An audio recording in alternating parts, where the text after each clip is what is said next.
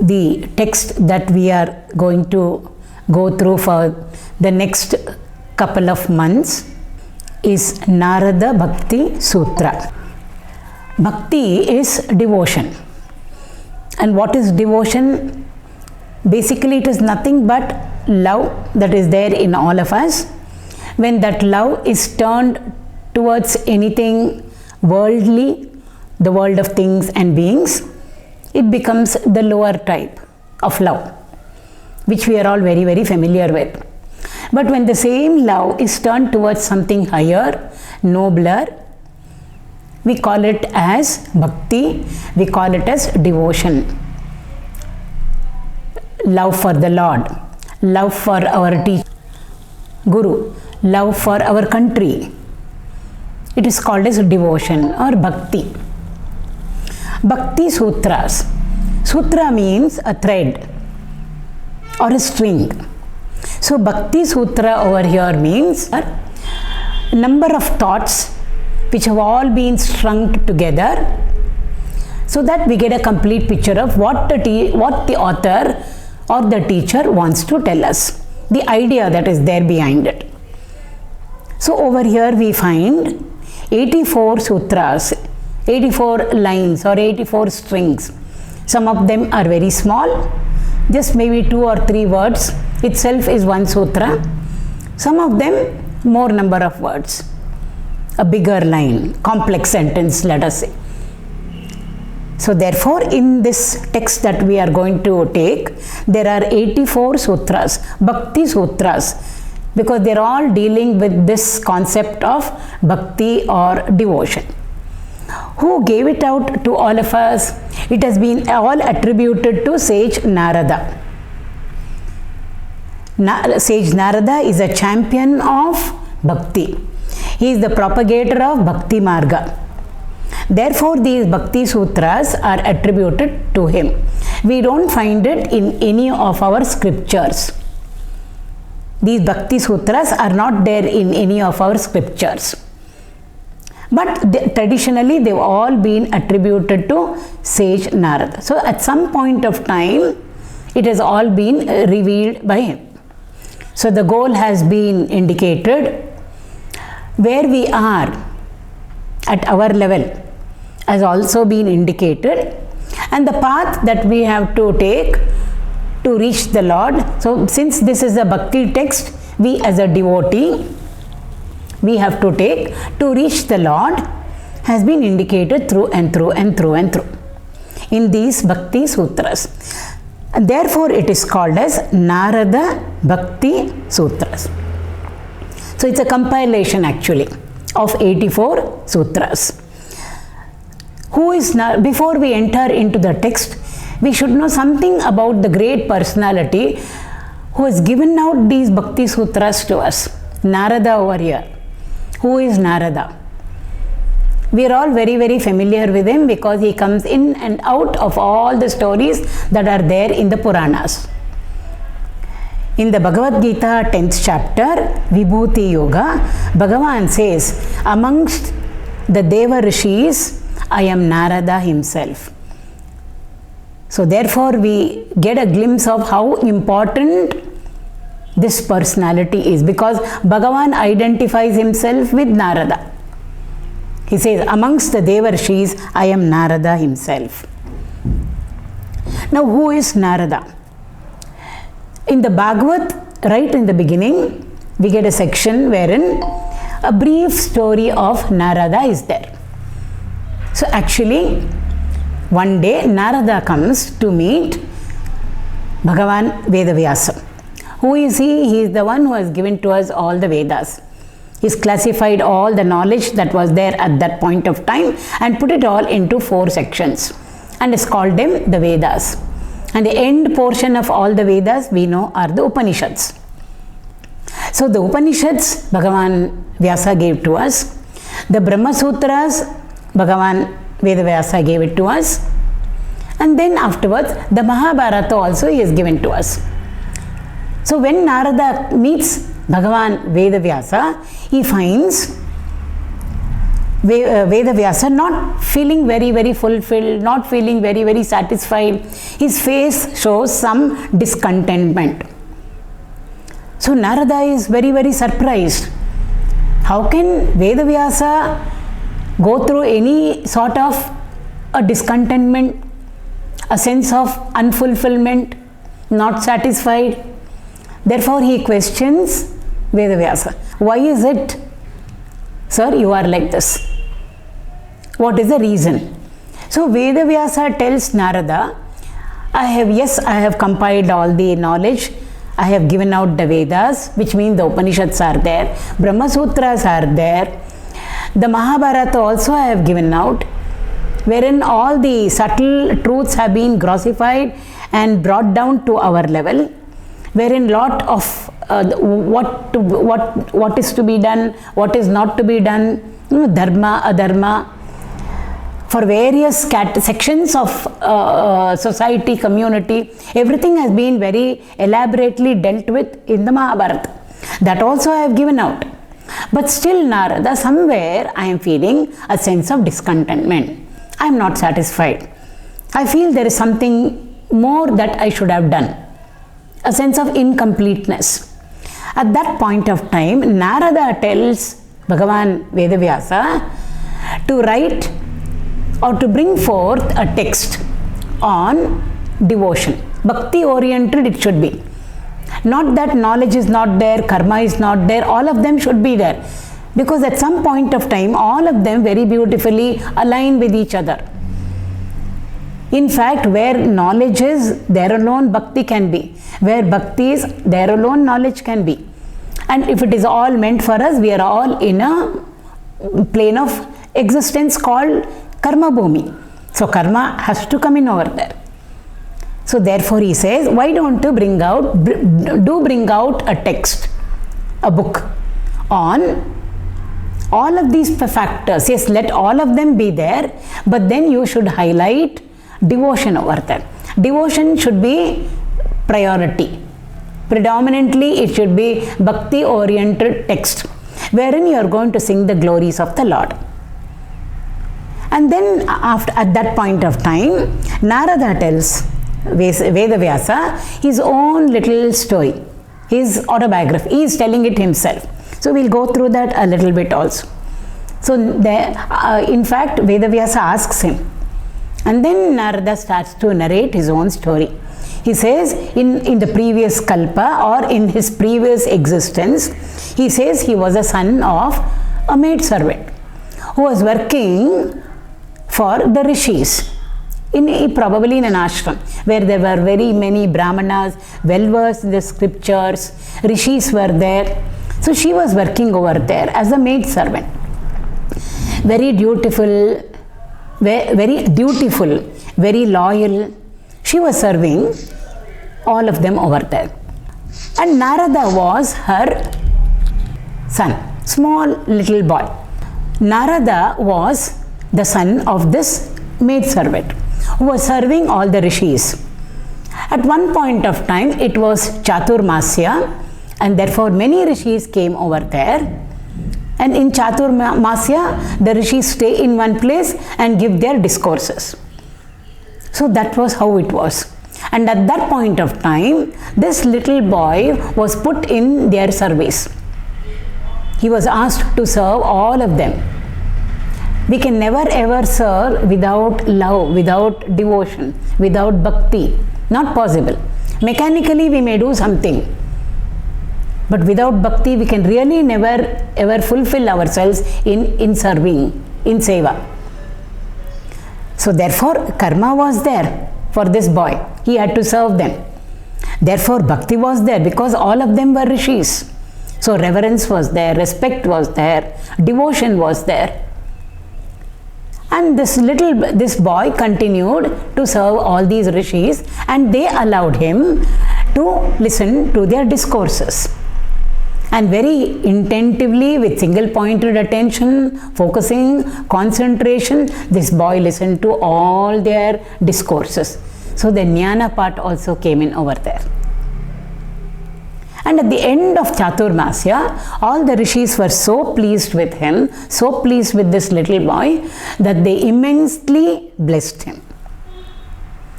When rishis bless, when the teacher blesses, when the guru showers his grace and blessings, sky is the limit for anyone. So they went away. Now this boy, because karma was there in him, he had already accomplished his karma yoga. Bhakti was there towards the Lord, because he heard day in and day out. It is said 3 times a day he used to hear their discourses. And what were they discoursing on? The glories of the Lord. So therefore karma was fulfilled in him. Bhakti automatically was there for the Lord in him. And jnana also was there. Wisdom also was there. Knowledge was there. He wanted to move away into solitude and start his tapas, because he wanted the darshan of the Lord, whose glories he had heard so much. Now over here the importance of satsang comes. In Bhagavad itself, so in so many places satsang is highlighted. So this boy was exposed to a lot of satsang, association with the divine, in so many different forms. So now he couldn't move away because his mother was there. He had to take care of her, he had to look after her. And she also would not allow him to go away like that. So he waited and waited and waited for the right time. There's so many messages for all of us. An ideal son. He just did not leave her and go away or run away. So he waited for the right time, and at some point of time his mother passed away. When his mother passed away, this little boy, when his mother passed away, now he was free to do whatever he wanted. So he went traveling extensively. He roamed around through and through. He went through villages, towns, forests. He went from place to place, place to place, place to place, and then finally he arrived at one forest. He found it very, very conducive for him to engage in tapas over there. So he sat under a peepal tree, Ashwattha Vriksha, peepal tree, and started doing meditation, his tapas. What was the reason for him to do the tapas? He wanted to see the Lord. He wanted Bhagavad Darshan, because he had heard so much of the glories of the Lord. So years and years he spent doing his tapas, penance, intense penance. At some point of time, he heard an inner voice within him. And that inner means the Lord's voice. So he heard a silent, unearthly voice within him, a divine voice within him saying, "This is not the right time for you to have my darshan." Probably karmas were there, something was there.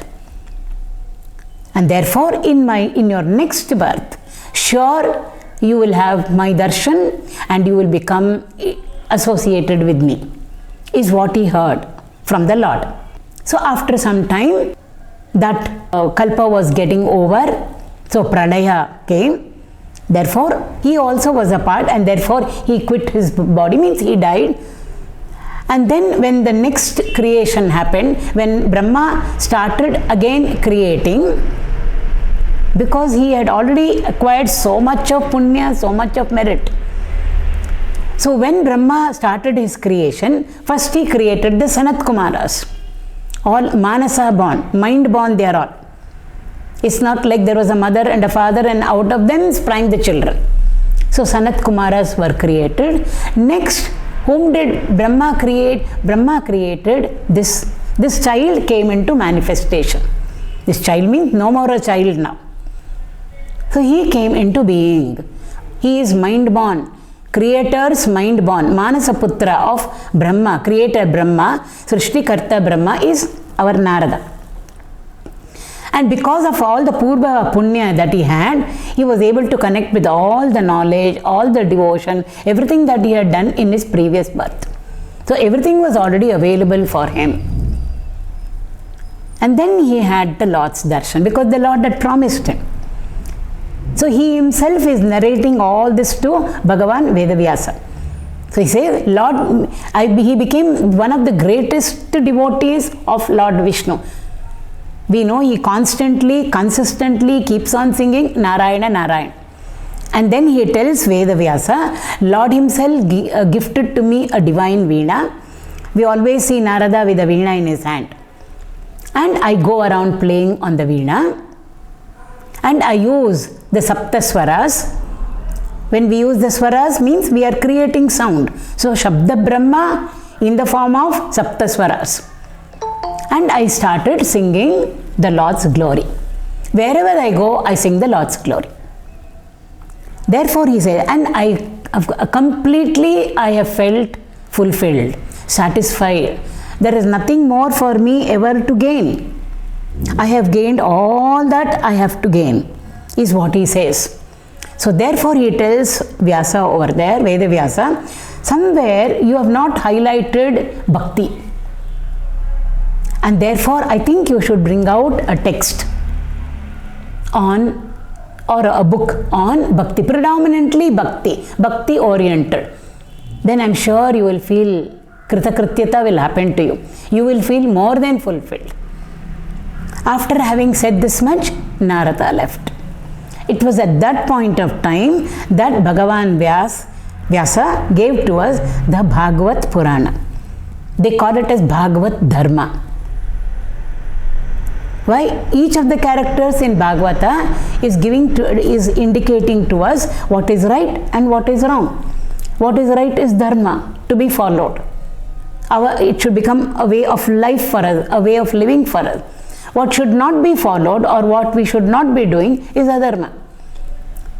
So there in the Bhagavad Purana it is called as Bhagavata Dharma. He brought forth a text which is called as Bhagavata Dharma.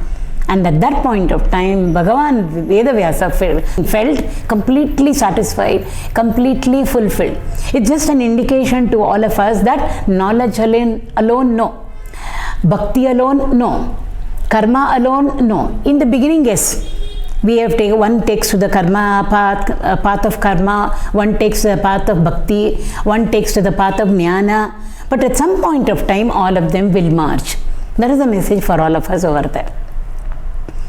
So therefore, the entire Bhagavad Purana, which is so important for all of us, who was the cause behind it all? Yes, Vedavyasa has given it out to us, but it is all the motivation and the inspiration behind it is our Devarshi Narada. Similarly, again we find him meeting one day. We are talking about Narada Mahamuni over here. How important a role he has played for all of us to get all these texts in front of us. Once again he went to the ashram of Valmiki. At that point of time, Maharishi Valmiki receives him, and then he puts forth a question. Again, this is the beginning of Valmiki Ramayana. How the Ramayana emerged. There has to be some cause. So therefore, very beautifully over there, the origin of Ramayana. So when Narada meets Valmiki, Valmiki asks him a question. He says, on the surface of the earth right now, is there one person who has got all these qualities in him? And he gives a list of qualities. Each person can have one quality. 30 qualities are there, 30 different people have 30 different qualities. He says, no, I want to know one person who has got all these qualities in him. Is there one person like that? Narada, Valmiki asks. Narada in turn says, he adds a few more qualities to it. And he says, yes, there is one person who has got all these qualities in him. Ananta Kalyana Guna Paripurna he is. Who is he? He is the son of Dasharatha called Rama. So the seed was put in at that point of time itself. Valmiki kept on thinking about it. And then that incident of that hunter killing the bird over there, and then he bursts forth and spells out a curse for the hunter in a beautiful meter. The curse comes out in the form of poetry, not as a prose. He himself is surprised. How did this verse come out of me in perfect meter? Then Brahma comes and tells him, this was all God planned, it's all Lord's will. Now you must compose the Ramayana. So the inspiration behind Bhagavad, the inspiration and the motivation behind Ramayana, all of that, for all of that, our Narada is the sole factor. Not only that, usually they call him Kalaha Priya. The moment we hear Narada's name, Kalaha Priya. Priya means very fond of, lover. Of what? Kalaha means quarrel. Wherever he goes, some problem or the other he will create. He doesn't create problems like that. We have not understood him the way we should understand him. The very name Narada means the one who gives knowledge to us. What knowledge will he give to us? The knowledge of Bhagavan.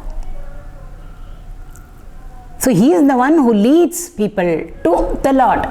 He becomes a guide, he becomes a mentor, he becomes a philosopher, he becomes a friend of so many people.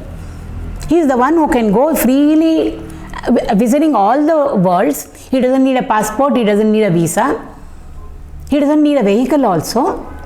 Vahana are not needed, whereas all our deities need vehicles. Vahanas they have. Narada has to just will, and there he is. And what is his main job? His main job is to lead people, guide people onto the right track. I have reached the Lord. I know how it is. All the people on the other side are suffering in the ocean of samsara or in the forest of samsara. They are drowning over there in the ocean. If it is a forest of samsara, we are getting roasted over there. Fear is there. So many problems are there. It's not at all comfortable. Narada knows what that higher state is because he has experienced it. And after having experienced it, he is well established in it. Constantly singing the Lord's names. And there also, at one point of time when he felt that I am the greatest devotee, Bhagavan immediately came and pricked that ego bubble over there. And immediately everything has become all right. So Narada over here, therefore he is the guru for so many of our characters in the Puranas. I am just quoting one or two. Dhruva, Prahalada. Dhruva directly, Prahalada indirectly. Even Prahalada was in his mother's womb, he got initiated from this great guru Narada. So he knows the goal because he has reached the goal. Where he knows where he was as an ordinary person. He knows the path that he has travelled, the Bhakti Marga, the path of devotion. So Narada is very well aware of everything en route, what all obstacles can come, challenges can come, hurdles can come, everything he knows. And therefore, who is the best person? He alone is the best person to guide all of us. Therefore, we see him running in and out of all the lives of all the devotees over there. Somehow or the other, they all must come onto the track. So either he is guiding them, he has become a guru, he guides them, he is so happy when people reach the Lord. I mean, his mission accomplished. What a missionary he is. What a vision he has. He is a visionary and a missionary. And does he ask anything for that? No. He is just doing it for our own welfare and well-being. He is just doing it. He just loves doing whatever he is doing. And also, supposing en route, when a devotee is practicing his bhakti towards the Lord, supposing ego comes in, pride comes in, vanity comes in, first person to be over there is Narada. Immediately he creates an environment. He immediately creates a beautiful drama over there to make sure that the devotee gets out of that pride, vanity and ego. And for that is why he is called as Kalaha Priya. And for that he will use people, he will use things, he will use beings. Anything is okay, but then the person should be on the right track. What track? On the path of bhakti. See, the motive is very divine. So therefore it gets justified. And also he goes, not only devotees, he even meets people who are not devoted to the Lord. Kamsa, Ravana, there are so many. And what does he do? Their cup of papa has not become full. So unless the cup of papa becomes full, Bhagavan will not come.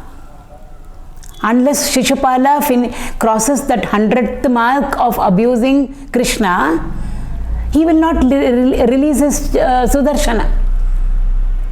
So like that, when all these people's cup of sin, papa, is becoming more and more and more, Narada will immediately come and add and create something so that their papa will become more quickly.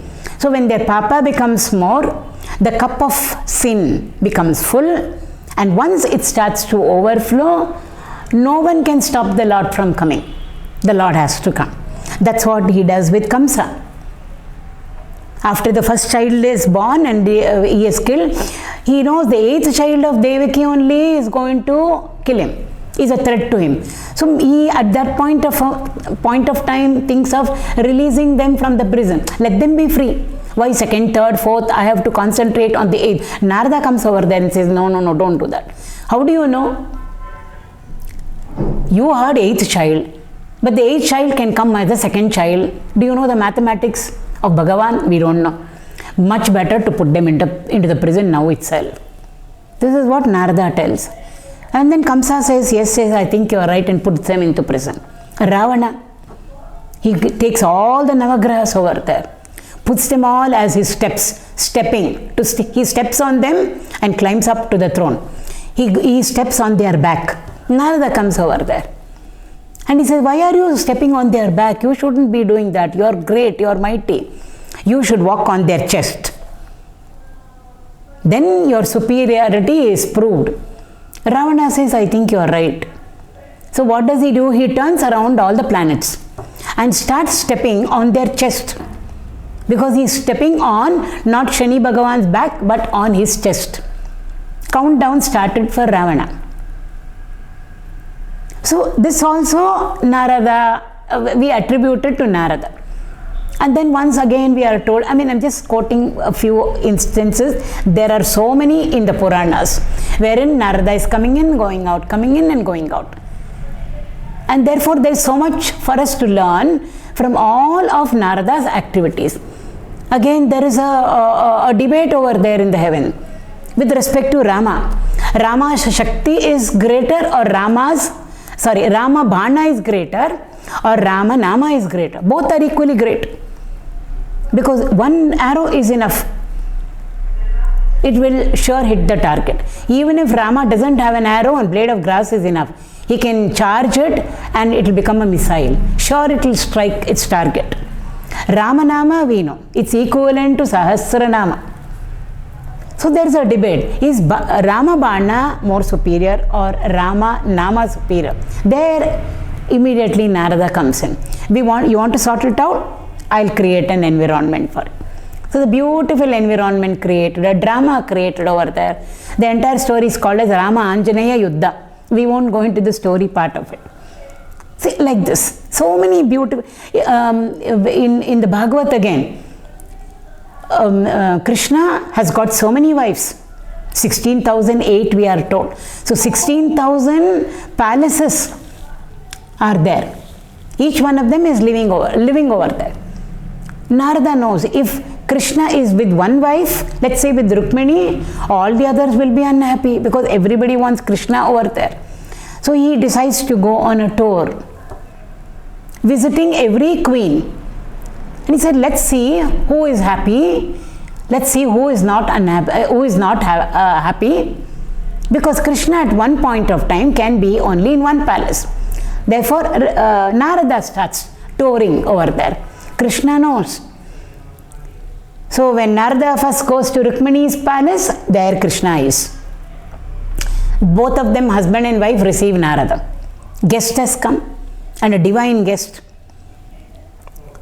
So they do all the upachara, everything, and Narada is in a great hurry now. He next wants to go to Satyabhama's house because he is so sure Krishna is in Rukmini's palace, sure he will not be in Satyabhama's apartment. Krishna knows and smiles. So Narada immediately dashes out. In a hurry-burry, he goes to Satyabhama's house. Krishna is there.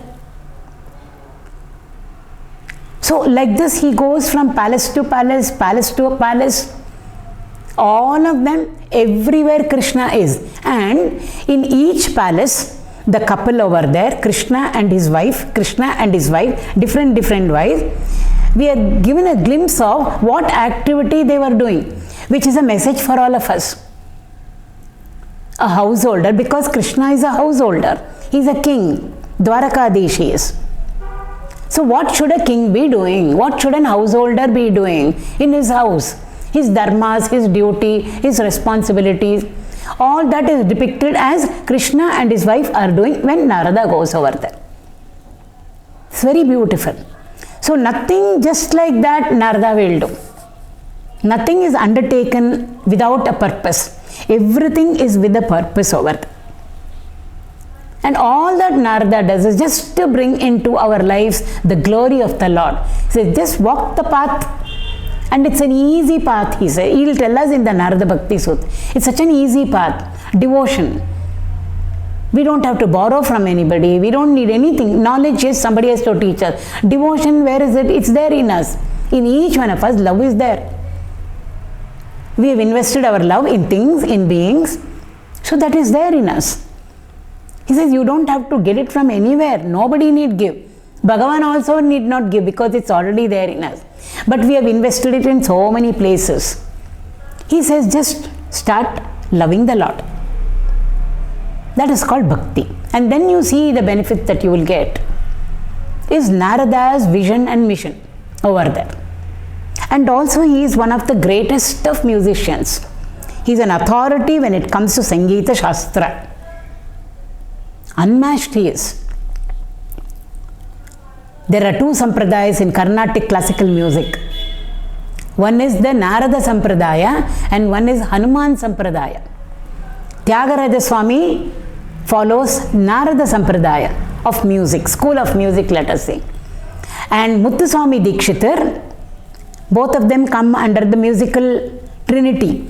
Tyagaraja Swami, Muthuswami Dikshitar and Shama Shastri. They were all contemporaries. Muthuswami Dikshitar follows the Hanuman school of Hanuman Sampradaya. Both of them are great, proficient and efficient in Sangeeta. Paripurna they are. Narada is also like. In fact, our Purandaradasa was born in our Karnataka. He is called as Sangeeta, Karnataka Sangeeta Pitamaha, we call him. The grandsire of Carnatic music, who Purandaradasara.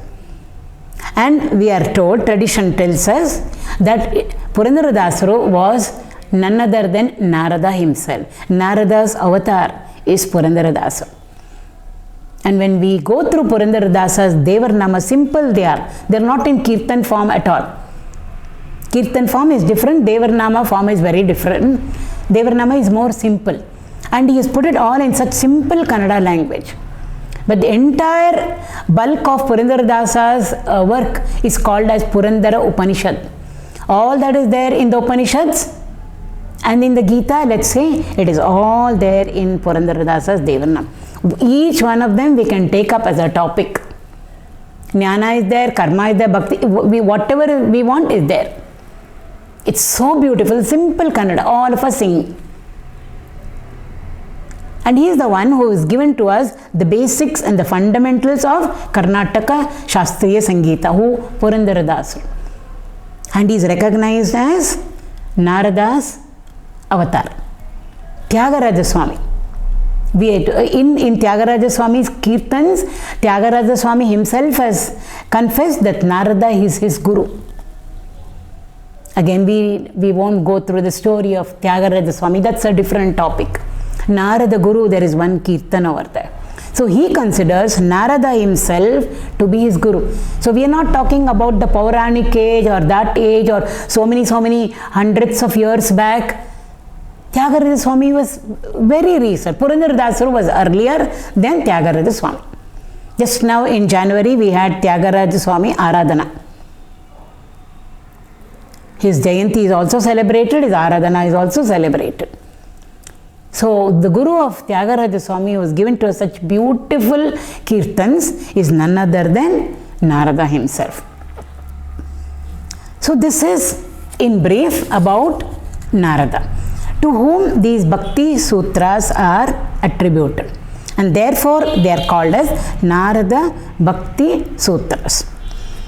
So with this much of an introduction, we will enter into the text. Sutras 1, 2, 3, 4 it goes. So the first sutra, 84 sutras are there. The first sutra, Athato Bhaktim Vyakyasyamaha. Just 3 words over there. When 3 words are there in English, we call it as a phrase. We don't even call it as a sentence. So this is how the sutras are. So small, 2 words may be there, 3 words may be there. So it's like a phrase, small phrase, big sentence, complete sentence. 2-3 sentences put together is called as a sutra. So there is lot of variation through and through and through and through. So the first sutra is Athato Bhaktim Vyakyasyamaha. Bhaktim. Bhakti means devotion. We know Bhakti is devotion and devotion is Bhakti. What is devotion? What is Bhakti? We feel we know everything about Bhakti. Why? We all call ourselves as a devotee of the Lord. Whichever deity we are worshipping, whoever is our Ishta Devata, we say I am devoted to that deity. It can be Rama, it can be Krishna, it can be Shiva, it can be Devi, Ganesha, Hanumanji, Kartikeya, so many deities we have. Surya Bhagavan. So therefore we all feel, yes, I am a devotee of that particular deity. And I am practicing devotion towards that deity. Now, do we really know what devotion means? That is the $1 million question. We feel we know everything about devotion. And therefore I am a complete devotee of the Lord. Why? I know what devotion is. I have been practicing it day and night in my life. In my very life, we all say that. Sometimes we think we are the greatest of devotees also. We compare ourselves to somebody else, and then my devotion is more nobler, my devotion is more better. She is not so devoted, or he is not so devoted. I am devoted. So now we want Narada to tell us exactly what bhakti means. He has to define it for us. Our definition, yes, we all know. We will define it also. If somebody says define bhakti, we will define it from our perspective, from our standpoint. But what is Narada going to tell us about bhakti? Why? He is an authority on bhakti. Authenticity is there in these sutras. So he should tell us what exactly bhakti stands for when he uses that word. So bhakti. Atahato. Ataha means now. Ataha means therefore. So now therefore, he is saying bhaktim, devotion, vyakyasyamaha, plural over there. We shall explain. Narada doesn't say I shall explain. He could have said I am going to explain to you now what bhakti means. But he doesn't start like that at all. So he always starts, he says vyakyasyamaha means we shall explain.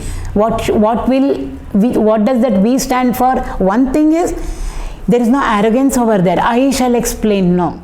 We shall explain means it is not only the copyright of Narada. Then we can say it's Narada's opinion. Narada's mata it is. His opinion. He has come to the conclusion that bhakti means this. So it becomes Narada's perspective. Narada wants to very clearly tell us it's not my perspective. It's not my originality. It is not just my thinking or my opinion. Then what is it? It is how bhakti has come down. Guru Shishya Parampara. From time immemorial. From where did it start? It started from Narayana Samarambha or Sadashiva Samarambha. From there it has come. Whatever has come, knowledge, bhakti, everything.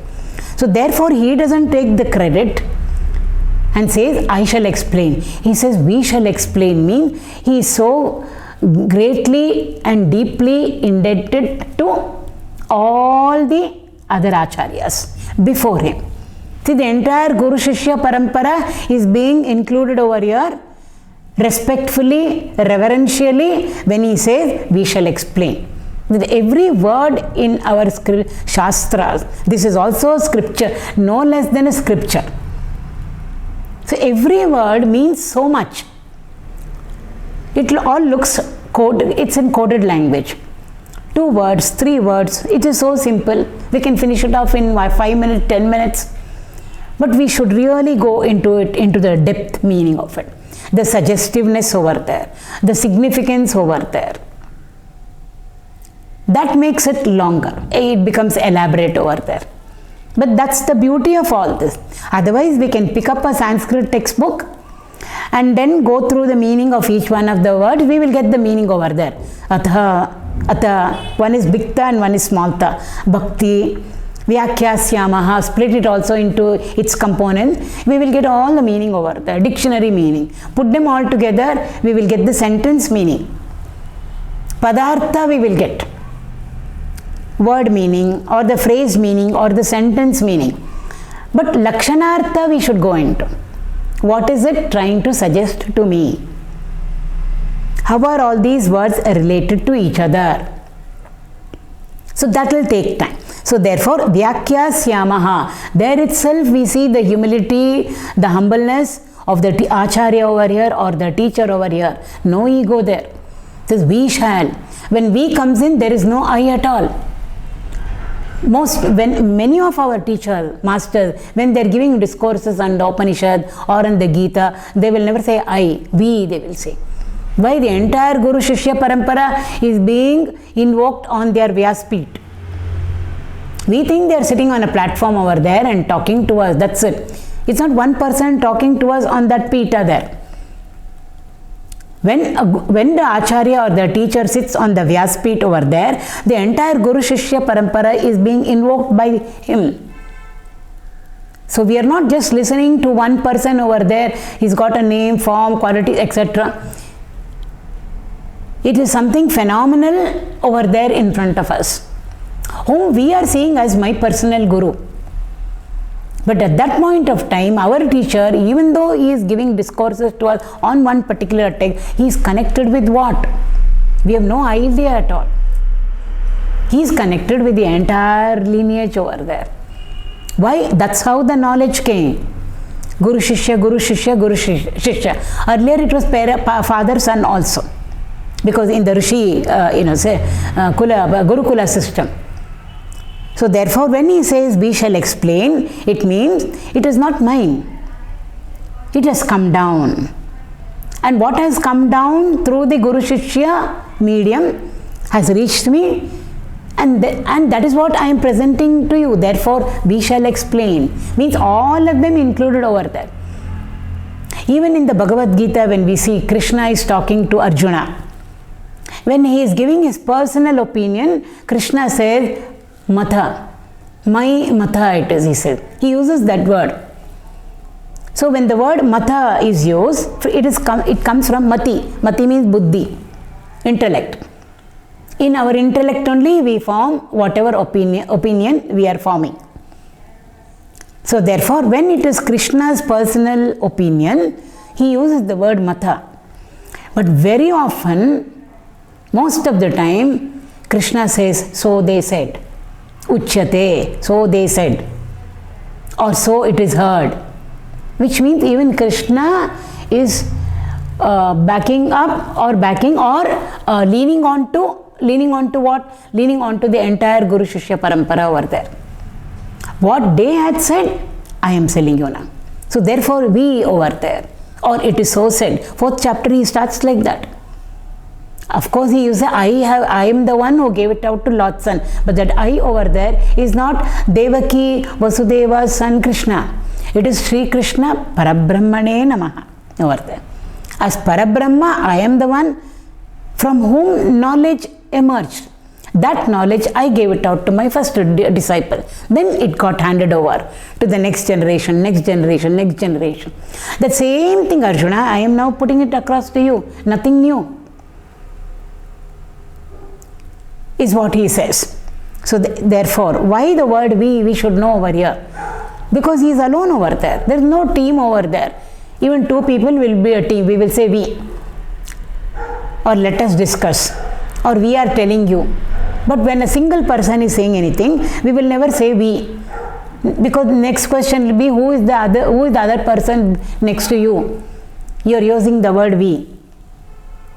So single person saying something, we normally use the word I am telling you.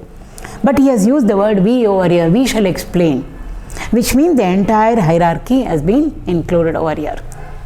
So it shows the vastness over here, it shows the expansiveness over here, the profoundness over here, the depth over here. All these things, when we hear from a master, our minds cannot but expand. And expansion, spirituality is all about expansion. That's all spirituality is all about. The difference between us and a master is he has expanded himself to accommodate everything and every being within him. And what are we? We are finite. We can't even tolerate a person sitting next to us. Narrow, constricted, limited, conditioned. Opposite of that is our master. So what is it that makes us different from them? Simple, expansion. Not expanding our physical body, expanding ourselves inside. How much should we expand? Up to infinitude. Why? Brahman is Ananta, infinitude. He represents the state of infinitude. So to bring in infinitude to us, the vessel inside to contain the infinitude also must become infinite in size. Means expansion. So though we see our master with a name, with a form, physical body, that physical body sort of conditions him or her. We should be, we can imagine now what they represent or what they stand for. They stand for the dimensionless. They stand for infinitude. So we can't even comprehend and apprehend what a guru is or what a master is. So Narada is the greatest of gurus. So therefore we shall explain. What will he explain? He will explain to us what bhakti is. And why does he use the word now therefore? Whenever we say now therefore, it means already one class is over, or already 2-3 classes are over.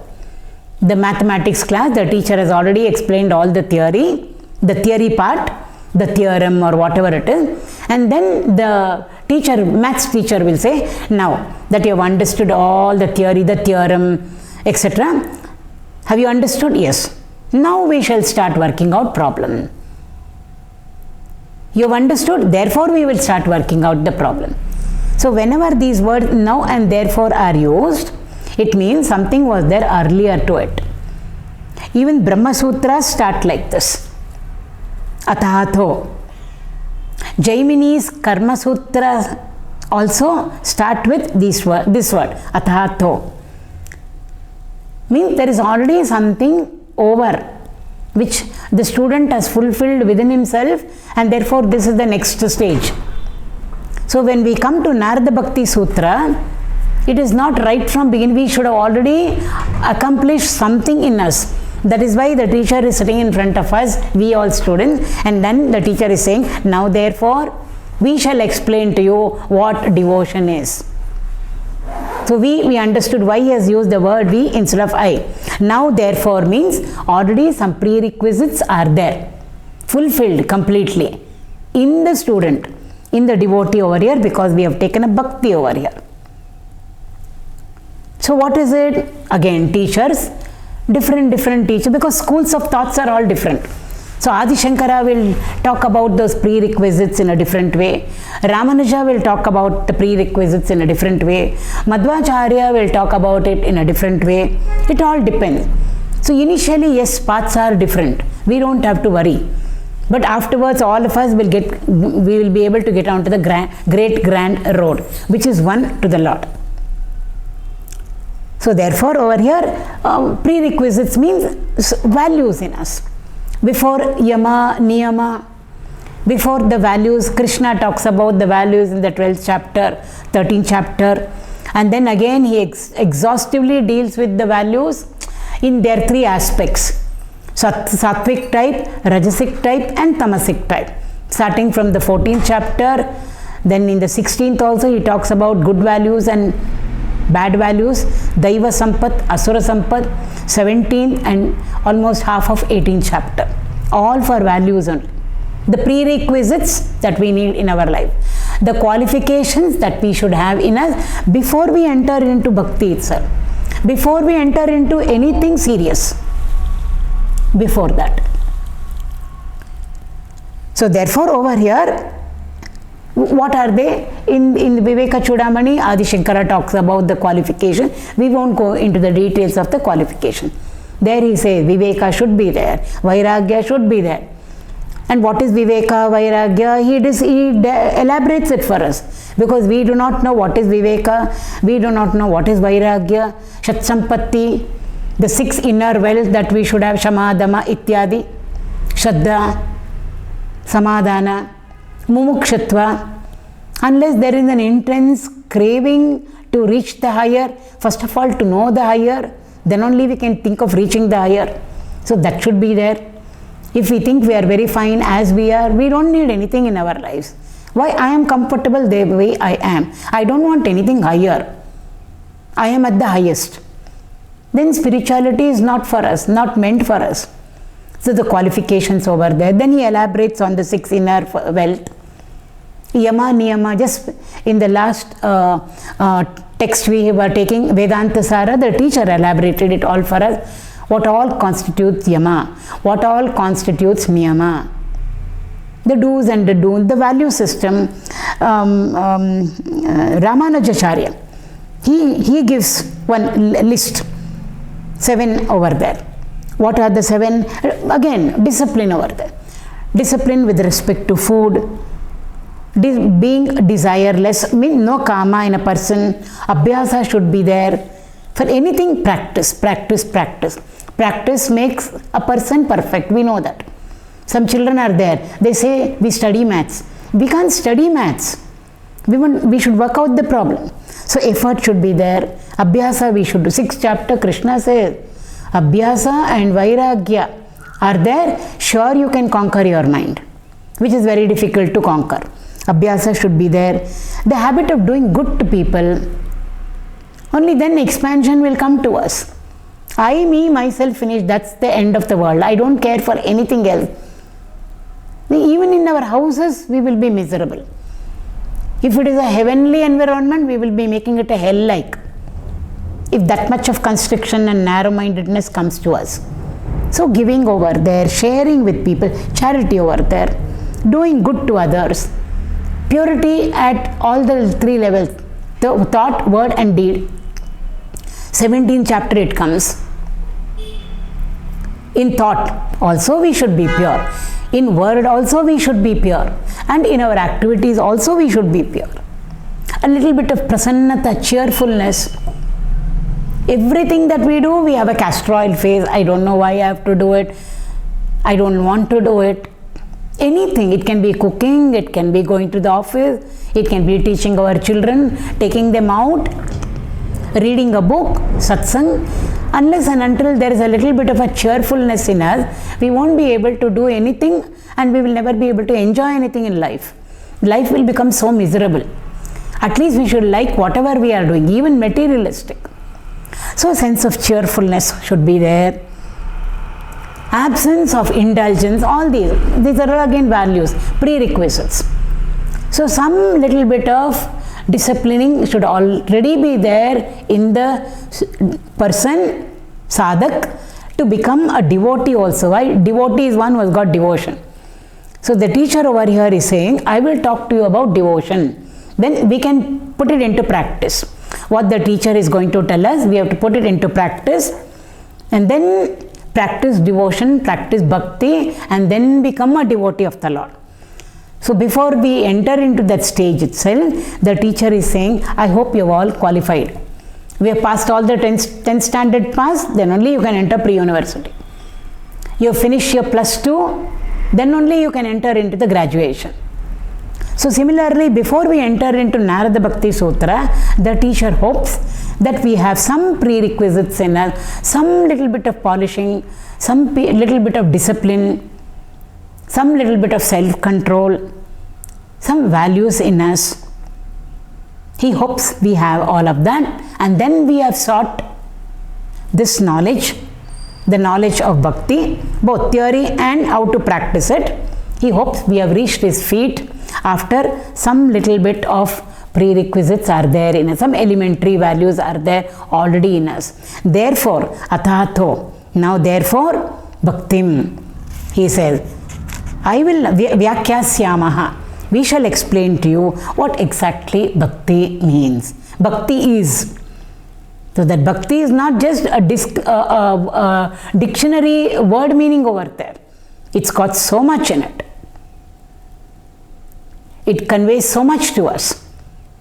God is love, we say. So when that higher love, bhakti, devotion we are talking. God is love. So when we want to reach God, means we want to reach the state of love. God is love. Love is God. So the goal also is called as love, bhakti. We are also going to be called as a bhakta. Why? Because we are going to start our journey. What is the path to take? Bhakti. So a bhakta has to walk the path of bhakti to reach what? To reach bhakti. Capital B over there. Bhagavan is love. All love is. To reach that love, we can't hope to take the path of the opposite. Walking the path of hatred, walking the path of enmity, we can't hope to reach him. Why? He is love. To reach love, it has to be only the path of love. Walking the path of love, we can reach love. Walking the path of hatred, we can't reach. But we say we are a bhakta. We hate everything around us and about us. And we want to reach the Lord. Not possible. To reach truth, God is truth. At that level, love, truth, all are one. Love, truth, Dharma, etc. To reach God is truth, we can't take to the path of hypocrisy, the path of falsehood. Not possible.